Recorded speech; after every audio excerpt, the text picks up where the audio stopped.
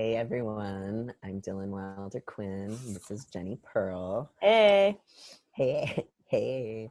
And we want to talk a little bit today with each other about isolation and connection as a white person in this work and why if it's important and why it's important to us as we do this work. So Jennie, I'm going to ask you some questions.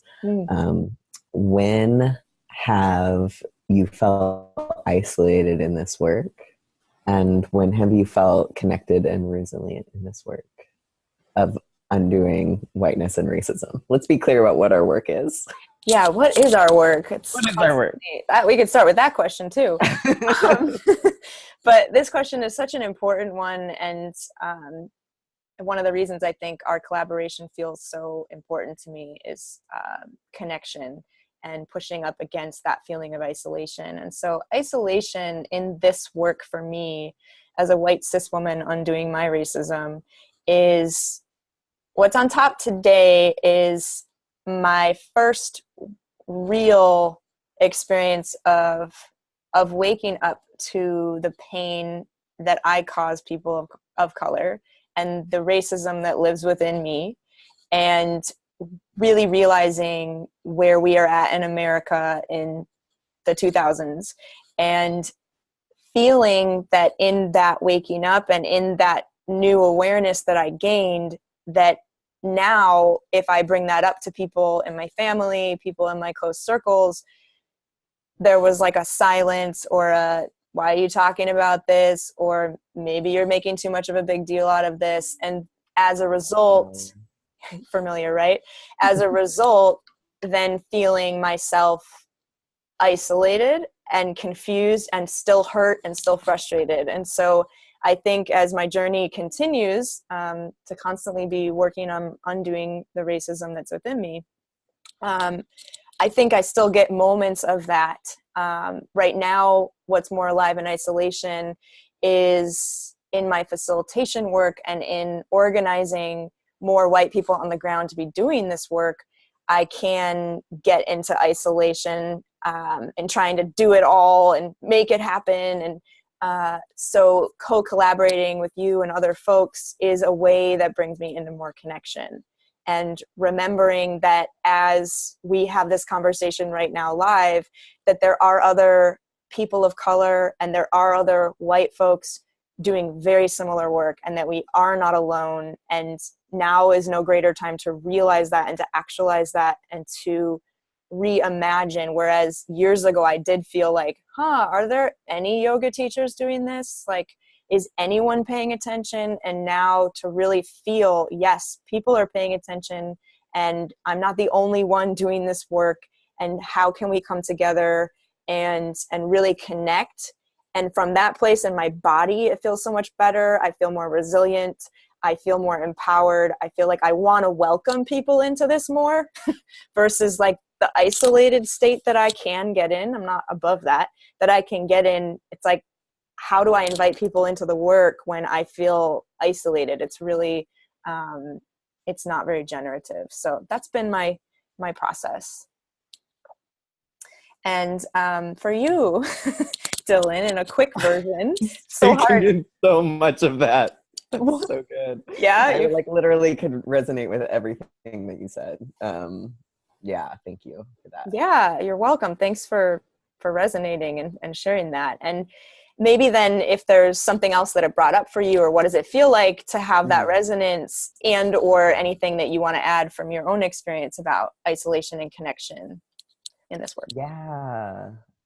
Yeah, what I almost immediately thought about, because I was sharing earlier on our workshop earlier about, the first time I was in a POC dominant, like POC centric organizing space for POC liberation, and I was a white person welcomed in as a white person.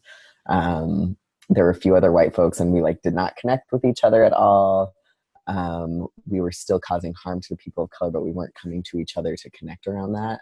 We were so like stuck in our like, no, I want to be the good white person, so I'm not going to talk about my mistakes. And that, that was like 3 or 4 years ago. And like just thinking about, I think about how often what goes through my head is like, oh, I just said something really racist, or I just did something really racist. And then there's that, then I can either go in one of two directions. Like I could shame spiral, I could, and then like not really connect with anyone around it. I could get into my like, oh, I'm clearly a monster because I'm this racist person that I keep telling myself I'm not, and that isolation really feeds that spiral. And then like the outcome is like I take some space from anti-racist work, which is the opposite of what I want to do. Or like what I found recently in learning to connect with white folks about my racism is that I can go to other white folks and we can talk about it, and there's that resonance that happens of like, oh, I've done that too, and us realizing like, oh, this is a cultural issue. And we can actually build skills together to undo this racism together, so we're not causing people of color this further harm. We can do some of the work by sharing with each other, so that people of color aren't having to teach us. The other thing that this brought up for me, your share brought up for me, was like all of those moments early on in my work when I was looking and learning from people of color, and there was this simultaneous like, hey, like do the work yourself and also like learn from us. And like how hard it was given my white enculturation, which we talked about on our last video, my white supremacy culture. Like it was so hard for me to hold both of those truths of like do the work on your own, but like do the work with us and learn from us. And like how important it was for me to move away from like how do I do both, and into like conversation with other white folks being like, okay, actually like the things we need to learn about are we've got like a whole level of like racism education that we need to take care of before we can actually like, well, I don't want to say before. I want to say like before we can really partake in this work, but like as we're partaking in this work, as we're doing this work and like fighting for POC liberation, there's a lot of work that white folks need to be doing on our resilience and on our knowledge sharing. And so like, I feel connection most in this work when I have a network of white people doing this work as well, as my network of POC folks that are doing this work, because like,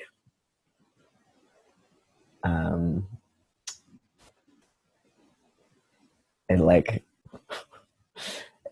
it feels good, I guess, is like the simplest way. Like I feel a sense of connection. It's really important. I feel a sense of hope. I feel like we're moving in the same direction, and we're like, yeah, sharing resources and knowledge together. I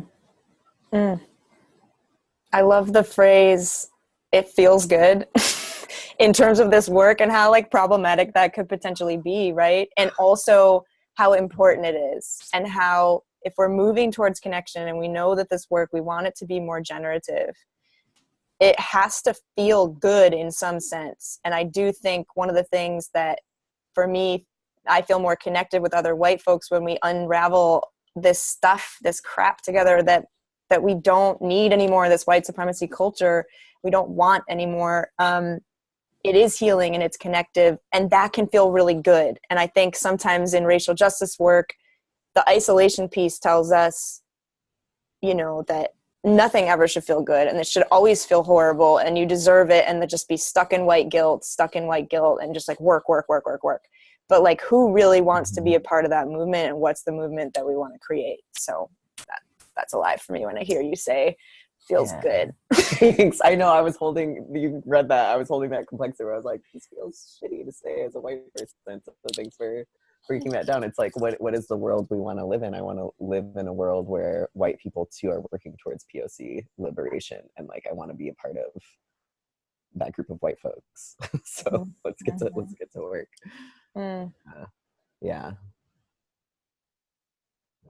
Yeah. And I've definitely felt that, like, I think it's like almost like Protestant enculturation, but like you must suffer if you're doing good work, you are suffering. And like, I definitely went into my activism work, my social justice work initially being like, if I'm suffering, then I know I'm doing the work, but it didn't feel sustainable. Right. To me. I kept having to take breaks Mm-hmm. from it. And now where I'm like seeking deeper intimacy with all people, including white people, including instead of just distancing myself from whiteness. Mm-hmm. It started that relating piece, that relationship piece makes all of this more sustainable. Mm-hmm. Mm-hmm. And then I'm also just aware, if you're watching this and you don't know Dylan or myself, that what we're not saying is that this work should always feel good. We also want to hold each other in the pain and in the discomfort that is bound to come up again and again as we mess up and as we cause harm. And definitely not saying we are going to bypass those things. And that's not the only thing we want to be feeling. We don't only want to be feeling pain. So there's so much more we could talk about around isolation and connection, and we deeply want to be connected with you. So please reach out to us anytime with questions you have, and we hope to see you in the next workshop. Bye, y'all. I Bye, Dylan.